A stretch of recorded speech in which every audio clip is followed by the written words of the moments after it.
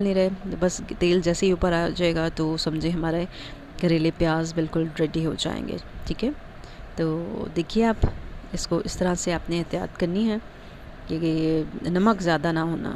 ठीक है, तो ये देखें बहुत ही मज़ेदार से करेले बिल्कुल रेडी हैं। ऑयल ऊपर आ गया है, टमाटर गल चुके हैं और प्याज भी सॉफ्ट सी हो गई है। तो अब जो है हम इसको डिश आउट करते हैं और आपको दिखाते हैं। तो जी देखिए हमारे करेले और प्याज बिल्कुल रेडी हैं, बहुत मज़े के बनते हैं, यकीन माने आप इसे ट्राई करें, सबको बहुत पसंद आएगा।